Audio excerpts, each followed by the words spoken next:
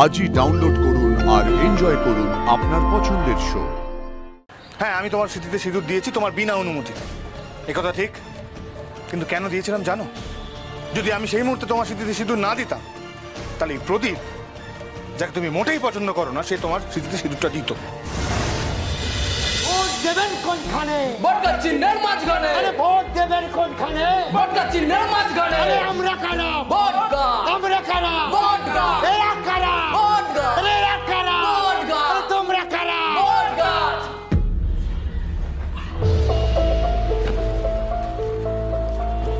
নমস্কার, আমি এসেছি এখানে ভোট চাইতে।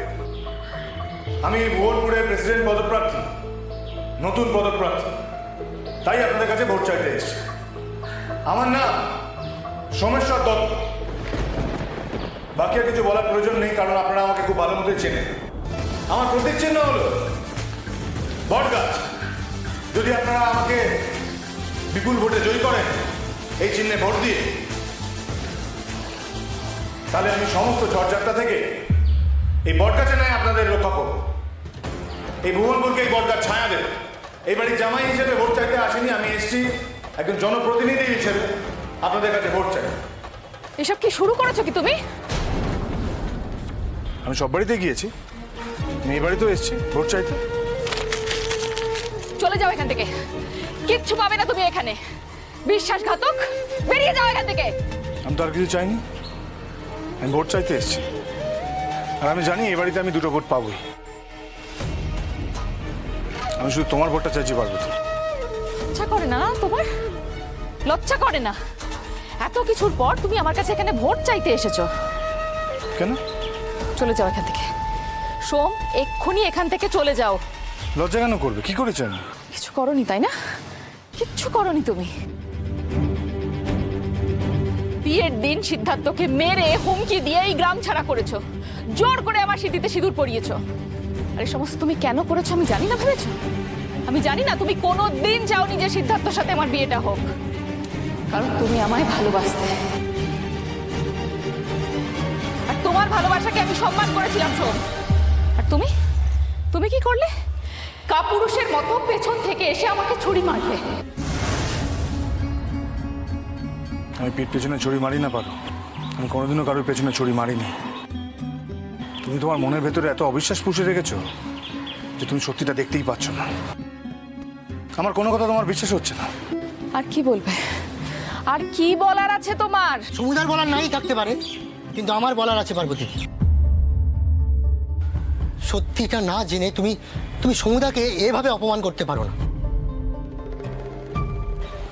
আজামা চুপ কর, চুপ কর। কিছু বলবো না মানে? বলবো আমি বলবো। তুমি যদি না বলো না, আমি বলতে কিন্তু বাধ্য হবো সমুদা। কি সত্যির কথা বলছো? কি সত্যির কথা বলছে? আর কি কি সত্যি তুমি আমার থেকে লুকিয়ে রেখেছো সোম? বলো, চুপ করে আছো কেন? কথাগুলো কিন্তু তোমাকে আমি বলতে চাইনি পার্বতী, তার কারণ আমি চাইনি তুমি কখনো কষ্ট পাও।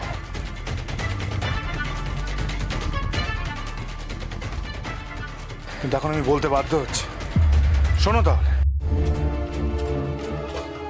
সেদিন বিয়েতে মিষ্টি কম পড়েছিল, আমি আর বাজাম মিষ্টি আনতে বাইরে বেরিয়েছিলাম। বাইরে বেরিয়ে দেখলাম। আমি কিচ্ছু চাই না তোমার থেকে সিদ্ধার্থ। আরে যাও তো তুমি এখান থেকে। আর যে মেয়ে তোমার সন্তানের জননী হতে যাচ্ছে, তাকে তুমি এরকম ভাবে দুর্ব্যবহার করছো। শোনো না, আমি তোমাকে বলছি তুমি কাউকে প্লিজ কিছু বলো না। আমি তোমার জীবন সেট করে দেবো, তোমাকে অনেক টাকা দেবো। কত লাগবে বলো? 5 লাখ, 10 লাখ, 25 লাখ? আমি তোমাকে 25 লাখ দেবো।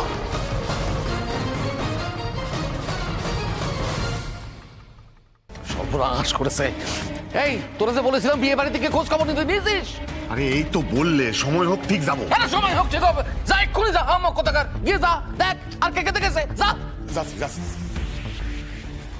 চুপ করো। নিজেকে নির্দোষ প্রমাণ করার জন্য একটা মানুষের বিরুদ্ধে এই নোংরা অপবাদ দিতে লজ্জা করে না তোমার? আর কত নিচে নামবে তুমি সোম? আমাকে জেতার জন্য মানুষ থেকে অমানুষ হয়ে যাচ্ছ তুমি। পারু, আমি তোমাকে কোনোদিনও জিতে নিতে চাইনি, বরং সবসময় তোমার ভালো চেয়েছি। তার কারণ আমি তোমাকে ভালোবেসেছি। তোমার ভালোবাসা যাতে ঠিক থাকে তার জন্য আমি নিজের ভালোবাসাকে গলা টিপে হত্যা করেছি।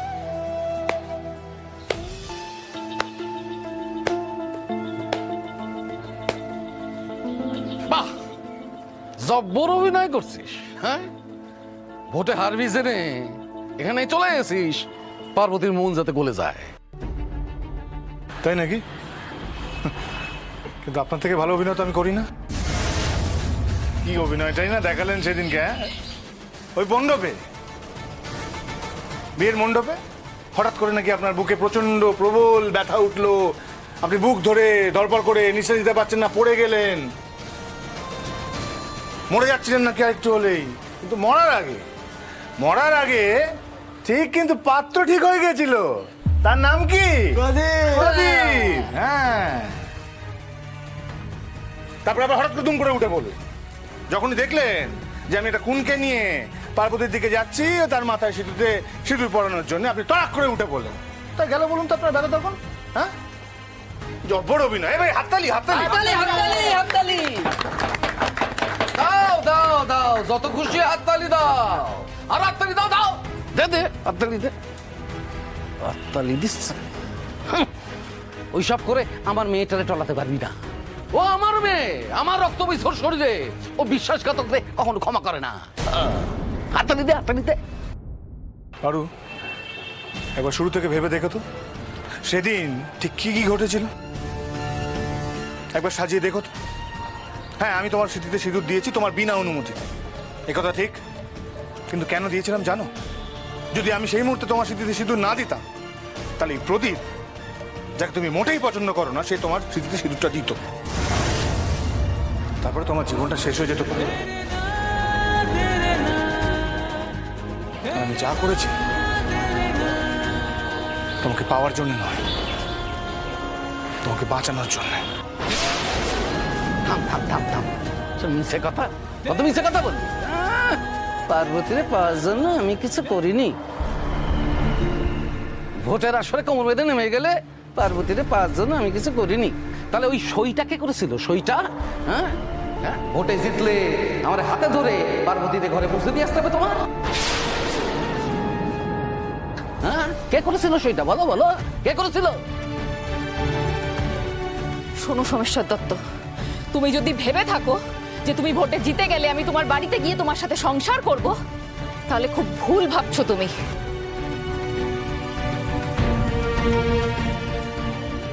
আমি কোনোদিন তোমার সাথে সংসার করব না।